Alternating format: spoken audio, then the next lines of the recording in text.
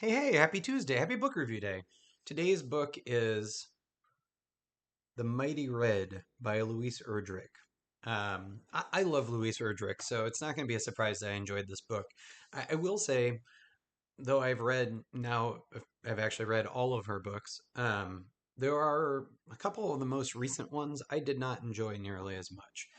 To me, this feels like the earlier Louise Erdrich stories, which I really enjoyed. Which is where the chapters are shorter.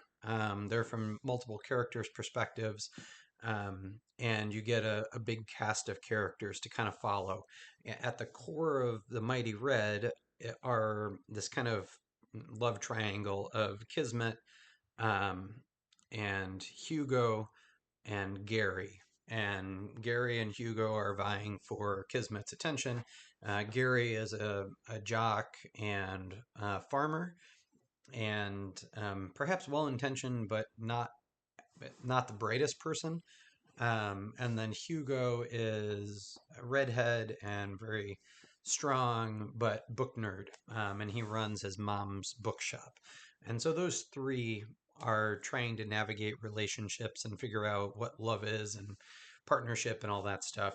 And then you also have Kismet's mom, Crystal, and her own kind of relationship um, struggles as well. And she has been kind of abandoned by her husband, Martin, who has disappeared, and with it, so has their money. And he kind of makes these little entrances throughout the story, especially later in the book. And his are kind of funny.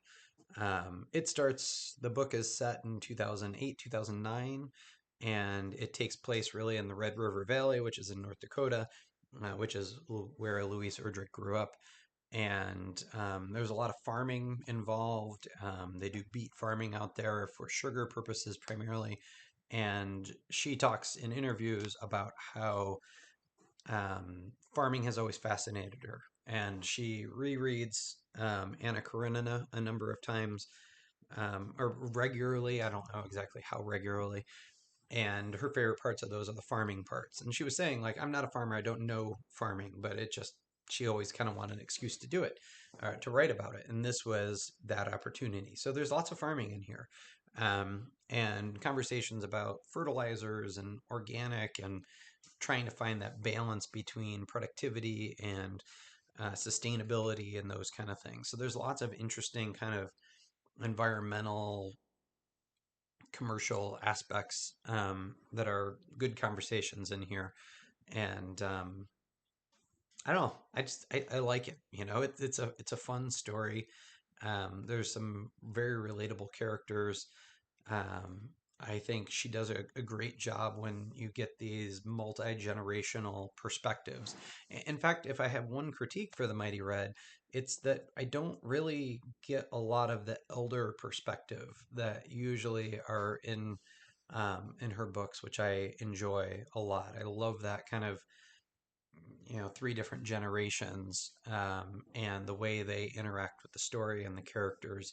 And in this case, you really get the young kids, high school age, Kismet, Gary, Hugo, and then the parents, which are primarily Crystal and the other kind of supporting family that way.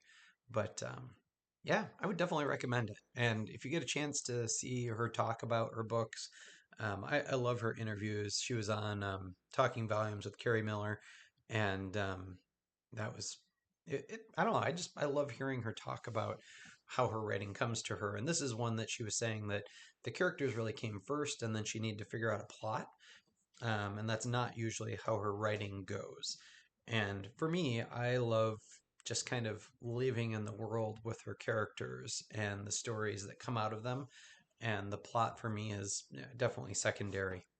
But um, I really liked Hugo in this one and Martin. And it'd be interesting to see what you think. So, anyway, I listened to it on audiobook, which is why you got this little thing. But I would definitely recommend The Mighty Red by Louise Erdrich.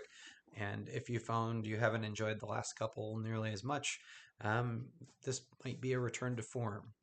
But, I mean, she writes a variety of stories and kind of whatever speaks to her at that time. And I find that I definitely enjoy them more often than not. And this one I definitely enjoyed a lot. So have a good one. What are you reading?